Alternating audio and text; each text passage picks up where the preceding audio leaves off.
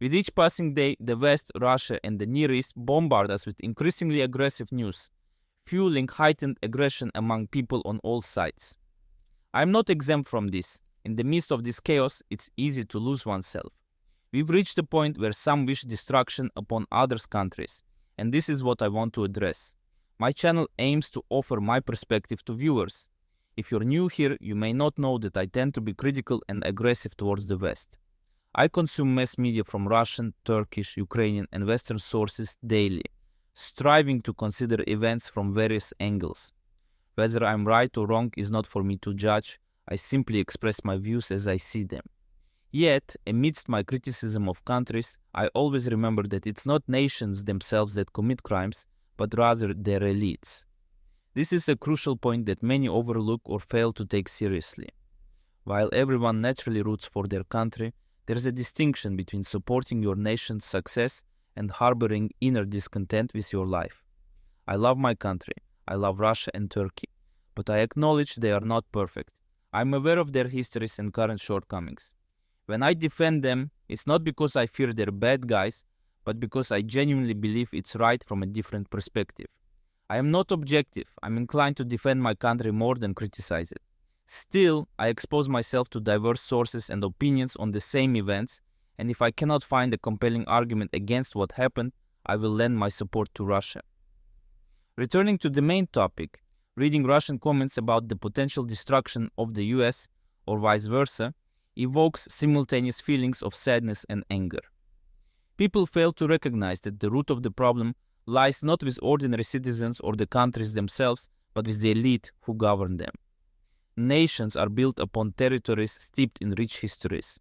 We have countless countries, each with unique cultures and mindsets, offering countless possibilities. It would be tragic to waste these opportunities in conflicts. Why should I hate the West?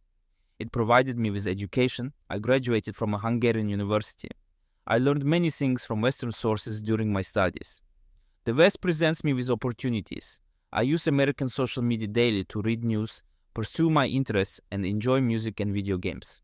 The West has given me cherished memories. I've met countless individuals from the West in Budapest, engaging in football matches, visits to clubs and bars, and forming meaningful connections. So why should I hate the West? Why am I expected to wish for the destruction of countries like the US? What fuels this obsession with destruction and death wishes toward the other side? In politics, I have met many people who take solace in their country's victories and the deaths of their perceived enemies simply because they are unhappy with their lives. For them, radical patriotism offers an escape from their discontent. This fixation on reviving the Soviet Union among some Russians, reviving the Ottoman Empire among some Turks, and achieving global dominance among some Americans is creating hostility between the sides.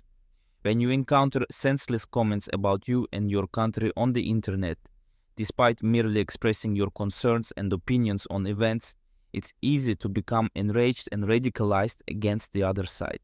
I understand this dynamic well, despite being at the early stages of my journey. Everyone is so radicalized that meaningful conversation or debate becomes nearly impossible. As I mentioned, also find myself giving aggressive comments because what I observe is far from normal.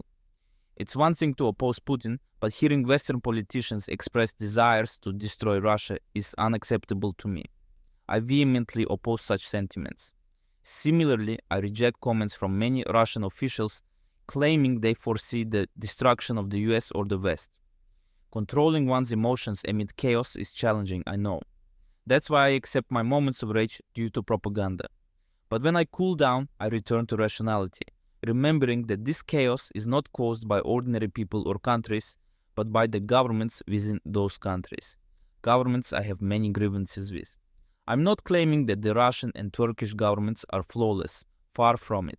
Since moving to Istanbul, my daily routine involves criticizing the current Turkish government incessantly.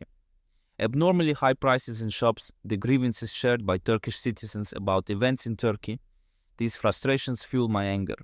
When it comes to the Russian government, the situation changes. This is a story about oligarchs, corruption, and Soviet influence within the system. I intend to explore this in a future video. However, when discussing Western governments, particularly Western elites, the narrative changes yet again. The Western elite represents something greater than their respective countries. They symbolize democracy, freedom, human rights, and liberal economies. In other words, Western liberalism. That's why I feel a sense of sadness and anger at what's unfolding. With the collapse of the Soviet Union came the demise of Soviet communism. We learned that communism, or at least Soviet communism, was untenable. The Soviet ideology crumbled with the state. Now, the Soviet Union resides in history, alongside communism. Similarly, we are witnessing the decline of Western liberalism. Ironically, it's not the ideology that's at fault, but rather the arrogance that followed the Soviet Union's defeat. The corrupted and controlled mass media, the suppression of dissenting voices in real life or on social media, the manipulation of human rights as political tools against adversaries, attempts to monopolize globalization through anti-liberal methods, like embargoes and bans on economic tools, and, most notably, the weaponization of currencies on the global stage.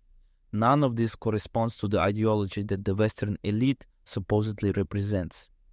And what's the result?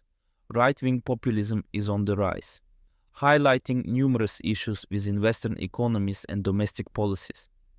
The world is losing faith in democracy, instead favoring strong-handed politicians.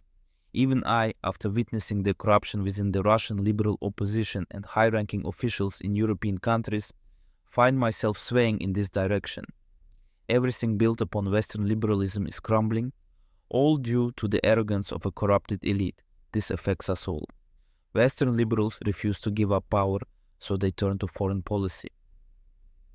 The war rhetoric from many Western politicians is a troubling sign. Their sole motivation to avoid losing power is to identify an external enemy, and Russia fits the bill perfectly. If they overstep, a world war becomes a reality, not a mere apocalyptic scenario.